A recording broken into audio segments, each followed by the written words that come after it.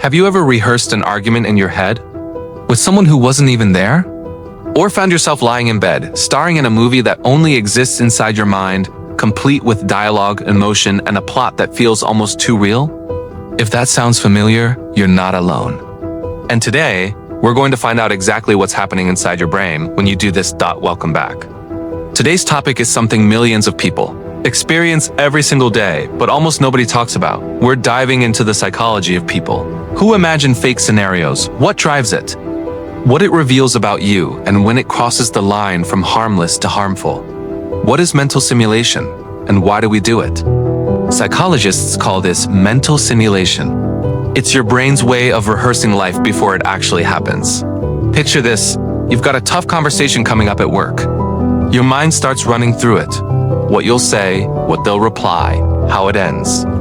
That's your brain preparing you. It's not random. It's survival. In fact, researchers have found that this kind of imaginative thinking is closely linked to creativity, empathy, and problem solving.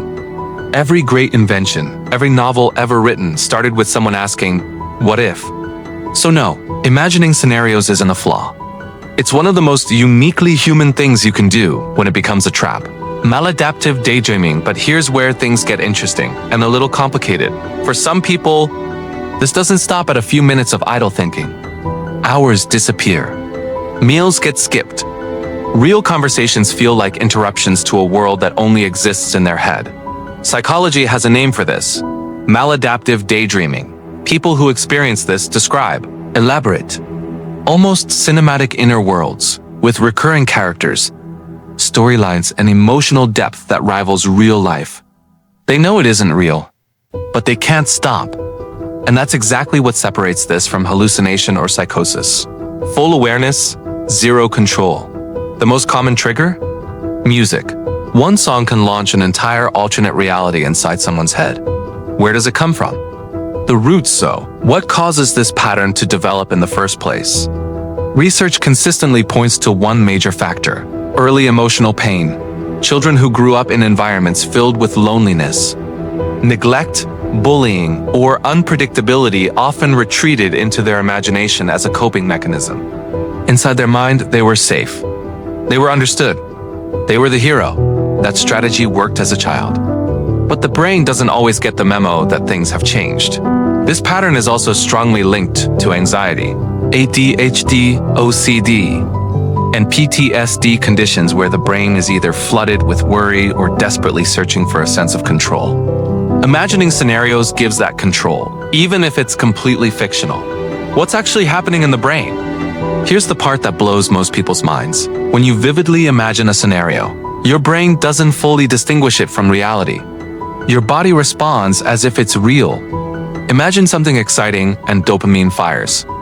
Imagine something threatening and cortisol spikes. In other words, your inner world is emotionally real, even when it factually isn't. And this creates a feedback loop. Real life feels dull or painful. The imaginary world feels rich and rewarding. So the brain keeps going back again and again, like a habit that reinforces itself. Some researchers now classify extreme forms of this as a behavioral addiction, following the same reward withdrawal cycle as other compulsive behaviors. What can you do about it? First, if you occasionally drift into your imagination and life is going fine, that's creativity. That's healthy. Don't pathologize it. But if hours are slipping away, your real relationships are suffering, or you genuinely can't stop, here are 3 things that actually help. 1. Identify your triggers. Is it a specific song? A time of day? A certain emotion? Awareness is the first step. 2. Try scheduled daydreaming. Set a 20-minute window each day where you allow yourself to imagine freely, and practice staying present the rest of the time. 3. Speak to a therapist. Cognitive behavioral therapy and trauma-focused approaches have shown real results for people who feel trapped in their inner worlds. Imagination is not your enemy.